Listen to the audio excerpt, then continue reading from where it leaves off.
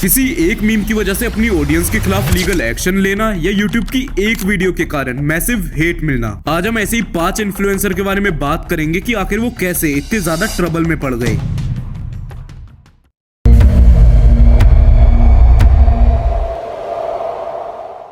एक मीम जो comment section, chats और न जाने कहां यूज होने लगा, और आपने भी इस मीम को जरूर देखा होगा, लेकिन जैसा दिखता है असल में वैसा कुछ है ही नहीं। 97% लोगों ने इस मीम को देखा होगा 2025 में, लेकिन इसके पीछे की सच्चाई कुछ और ही है। बेसिकली इस मीम को निकाला गया है 2017 के एक इंटरव्यू से, जहां पर इस बंदे ने ये बोला, क्या बात है, और इसी के रिप्लाई में अर्जुन कपूर ये बोल देते हैं, तूने बोला क्या बात है। लेकिन अर्जुन कपूर मजाक में उस बंदे को थोड़ा सा घूरने लगते हैं और बस इसी मीम को काट के सर्कुलेट कर दिया गया। और ये मीम इतना ज्यादा वायरल हुआ कि अर्जुन कपूर का खुद कमेंट सेक्शन फ्लड हो गया इसी मीम से। फिर अगस्त 2025 में उन्होंने अपने कमेंट सेक्शन को डिसेबल कर दिया, और उसके बाद सितंबर 2025 में अर्जुन कपूर अपने इस मीम का मजाक उड़ाते हुए कॉल मी चंकी आइसक्रीम ऐड को इस तरह से प्रमोट करते हैं। 10 मिनट्स टेबल रेडी हो रहा है।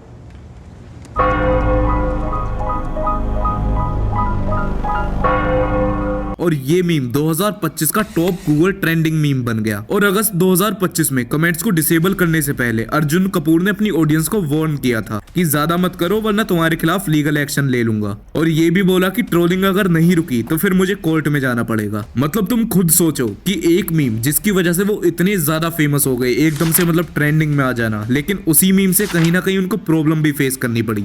लेकिन ये तो सिर्फ एक मीम की कहानी थी। अर्जुन कपूर अपनी एक्टिंग के लिए काफी टाइम से ट्रोल हो रहे हैं। साल 2012 इश्कज़ादे नाम की एक मूवी में लोगों को उनकी एक्टिंग काफी पसंद आई, लेकिन उसके बाद काफी मूवीज ऐसी आई हैं जिसमें लोगों को उनकी एक्टिंग पसंद नहीं आई और वो मूवी फ्लॉप तक हो गई, और उनकी same and without expression acting को काफी ज्यादा ट्रोल किया जाता है। हालांकि 2024 में सिंघम अगेन में लोगों ने उनकी एक्टिंग को प्रेज किया, लेकिन पुराना टैग अभी तक चल रहा है। इवन 2026 आ गया और लोग अभी भी उनको ट्रोल करते हैं, वो भी सिर्फ इसलिए क्योंकि वो 2025 में काफी ज्यादा ट्रेंडिंग में आ गए, और वो भी सिर्फ एक मीम की वजह से।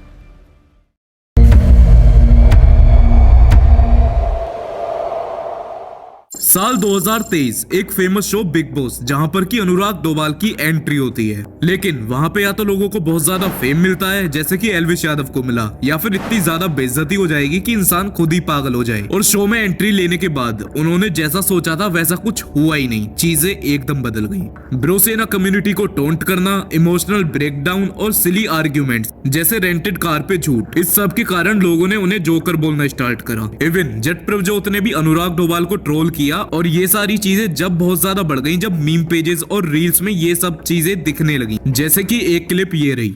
ये समझा रहा हूँ, थोड़ा समझा कर चीजें। तुम एक बात बोलो, तुम समझाने से पहले अपनी बात को खुद समझ लो। अब देखो, अगर अनुराग अपनी ऑडियंस के लिए कुछ नहीं सुन सकते और वो डिफेंस में कुछ भी बोलते तो उनका मजाक बना दिया जाता कि ये तो बस अपनी ब्रोसेना के लिए ही रोता रहता है। और मेरा पर्सनली यहाँ पे मानना है कि वो वहां पे गलत नहीं थे, क्योंकि क्रिएटर अपनी ऑडियंस के बिना तो कुछ भी नहीं है, और शायद वो वहां पे थे भी सही। और ऐसे ही बिग बॉस से बहुत सारी क्लिप्स वायरल हुई जहां पर कि अनुराग डोभाल कुछ बोलते तो लोग उन्हें इग्नोर करते और उनका मजाक बन जाता, जिसके बाद एक चीज होती, उनके फेस पे जोकर का इमोजी लगा दिया जाता और बैकग्राउंड में ऐसा ही गाना लगा दिया जाता। और बिग बॉस के बाद उनके हेटर्स भी काफी ज्यादा बढ़ गए, जिसके बाद इतनी ज्यादा उनके ऊपर रील्स बनी कि लोगों ने अपने चैनल ही ग्रो कर दिए। एंड अगर कोई क्रिएटर ऑलरेडी काफी फेमस है और वो शो में जाके बेइज्जती करा ले तो उसकी रेपुटेशन तो बहुत ज्यादा डाउन होनी है, जो उनके साथ भी हुआ। Well, coming to the news story, तो अनुराग डोभाल ने अपने चैनल पे एक वीडियो डाली जो कि 2 घंटे से ज्यादा की थी, एंड वहां पे वो बताते हैं कि अभी उनके साथ क्या क्या हो रहा है वगैरह वगैरह, जिसमें कि आधे घंटे उन्होंने ये सारी चीजें बताई और बाकी की वीडियो में वो प्रूफ देते हैं। और उस वीडियो को डालने के बाद बहुत सारे फैंस, क्रिएटर्स उनके सपोर्ट में आते हैं, लेकिन कुछ क्रिएटर्स उनके सपोर्ट में नहीं भी थे, एंड यहीं से होती है एक बीफ स्टार्ट। और इसी बीफ का हिस्सा बनते हैं जोगिंदर, जो कि कंफर्म था भाई, उन्हें तो व्यूज चाहिए ही चाहिए। जोगिंदर ने लिटरली इसी टॉपिक के ऊपर अराउंड 15 रील्स बना दी, हो सकता है ज्यादा भी बनाई है और हो सकता है कि एक आध कम हो, लेकिन इतनी तो मिनिमम बनाई है। एंड वहां से उनके फॉलोवर्स तो इंक्रीज हुए ही, लोगों ने सपोर्ट भी कर रहे थे और बहुत सारे लोगों ने उन्हें हेट भी दी, क्योंकि वो बस अपने व्यूज के लिए ये सारी चीजें कर रहे थे, ऐसा लोगों का बोलना था। वेल, इसके ऊपर मैं पर्सनली कुछ नहीं बोलूंगा, क्योंकि हमको नहीं पता अभी कौन सही है कौन गलत है और क्या चीजें हैं।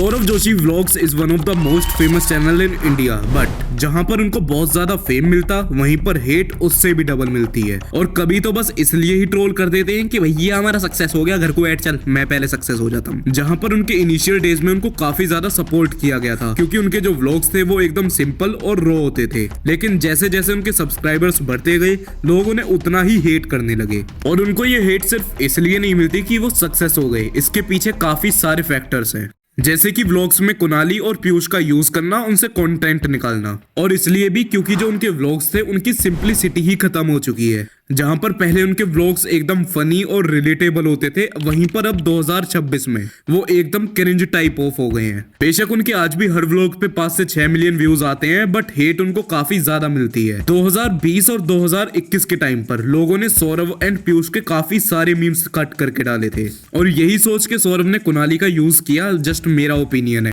कि हो सकता है कि कुणाली के भी मीम्स निकले और ज्यादा हम फेमस हो जाएं, बट वहीं पर उनको हेट मिलनी चालू हो गई, क्योंकि लोगों का ऐसा मानना था कि कुणाली बहुत ज्यादा बदतमीज होता जा रहा है दिन पे दिन, और उसको बिल्कुल भी मैनर्स नहीं है, और उनके व्लॉग्स स्क्रिप्टेड होते हैं, ये हम सब जानते हैं। हालांकि उन्होंने कभी ये बात एक्सेप्ट नहीं करी कि भैया स्क्रिप्टेड व्लॉग बना रहा हूं, चुप देख लो। और इन्हीं कुछ पॉइंट्स पे मैंने एक्सपोज करते हुए उन्हें वीडियो भी बनाई थी, जहां पर उनके स्क्रिप्टेड व्लॉग्स, उनका नॉन वेज खाना और ऐसी बहुत सारी चीजों के ऊपर मैंने बात करी थी। और उन वीडियोस के बाद उनको मिली मैसिव हेट, क्योंकि वीडियोस गई मिलियंस में और मेरे पास प्रूफ थे। वेल, ये चीज तो है कि अगर तुम एक बहुत बड़े क्रिएटर बन जाते हो तो तुमको हेट तो मिलनी ही मिलनी है, और जब तुम कुछ गलत कर दो और पकड़े जाओ, उसके बाद तो भैया तुम्हारी लंका लग जाएगी।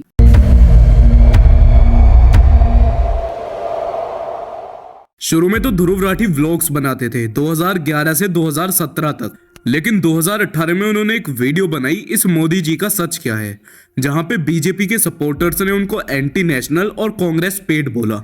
और OP India and Hindu post ने एक लिस्ट बनाई जहां पर कि ध्रुव राठी के 20 फेक क्लेम्स को एक्सपोज किया। और इनको इतनी ज्यादा हेट मिलने का कारण ये भी है कि इन्होंने अपनी मोस्टली पॉलिटिकल वीडियोस सिर्फ बीजेपी को एक्सपोज करते हुए बनाई है, और कांग्रेस एंड आम आदमी पार्टी पर उतनी वीडियोस नहीं है जितनी की बीजेपी पर लाइन लगी पड़ी है। और इसलिए लोगों को ये भी लगता है कि हमारा भैया चुप गड्डी जेब में रख के तुरंत बोल दे बीजेपी के खिलाफ, लेकिन ऐसा शायद से कुछ होगा नहीं, बट कुछ बोल भी नहीं सकते। 2016 में ध्रुव राठी ने बीजेपी आईटी सेल को एक्सपोज करते हुए एक वीडियो बनाई, जिसमें बीजेपी आईटी सेल के हेड अमित मालविया पर फेक न्यूज स्प्रेड करने के एलिगेशंस थे। ये काफी कंट्रोवर्शियल था, क्योंकि वीक्स जो थे वो प्रूफ थे, और इसको केजरीवाल ने रीट्वीट भी किया, जिसमें बीजेपी वर्कर विकास पांडे ने डिफेमेशन केस फाइल कर दिया ध्रुव राठी एंड केजरीवाल के ऊपर। और उसके बाद 26 फरवरी 2024 को केजरीवाल को कोर्ट में बुलाया गया, जिसके बाद केजरीवाल ने बोल दिया कि भैया जो ध्रुव राठी की वीडियो मैंने रीट्वीट की थी मेरी मिस्टेक थी, मुझे माफी दे। फिर सुप्रीम कोर्ट ने उस ट्रायल को वहीं पे रोक दिया और दोनों पार्टीज को सेटलमेंट करने के लिए बोला। एंड अगस्त 2024 तक मल्टीपल हियरिंग होती रही, और उसके बाद केजरीवाल ने रिग्रेट दिखाया, लेकिन फुल एपोलॉजीज नहीं दी। लेकिन आज की डेट में वो केस शांत हो चुका है, पर ध्रुव राठी के ऊपर एक टैग परमानेंट है, भैया जर्मन शेफर्ड बराबर में बैठा है। ये वर्ड एल्विश यादव की वीडियो के बाद काफी ज्यादा फेमस हुआ, जो कि 2024 में एक वीडियो अपलोड हुई थी। हालांकि लोग उन्हें पहले से भी जर्मन शेफर्ड वगैरह बोलते होंगे, बट उतना ज्यादा नहीं जितना इस वीडियो के बाद हो गया था।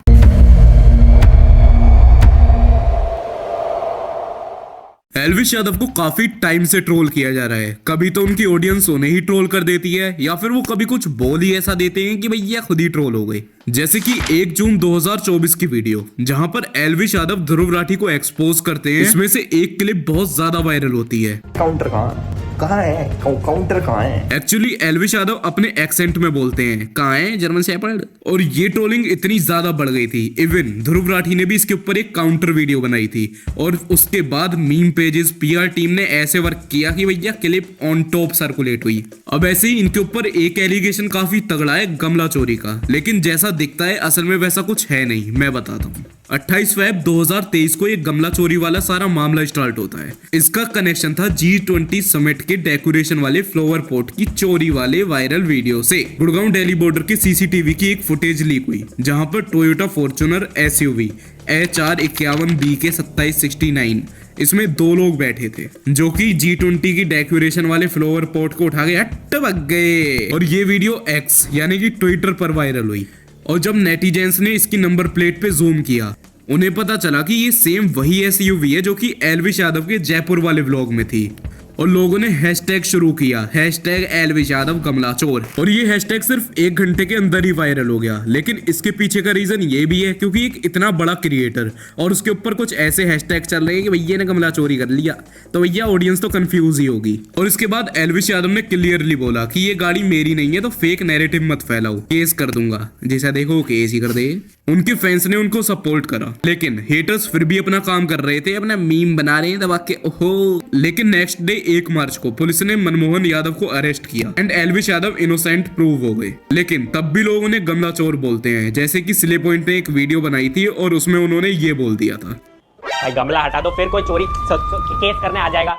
ये बैम्बू पेड़ है ना, बस इसमें सांप छुपते हैं, सांप से बच्चे ऑफेंड हो जाते हैं यार, छुपाओगे। वेल, आज की वीडियो के लिए इतना ही। कमेंट में बताना वीडियो कैसी लगी। आई नो थोड़ा डिफरेंट टॉपिक था और मतलब अब मैं कुछ इस टाइप की ही चीजें ट्राई करूंगा।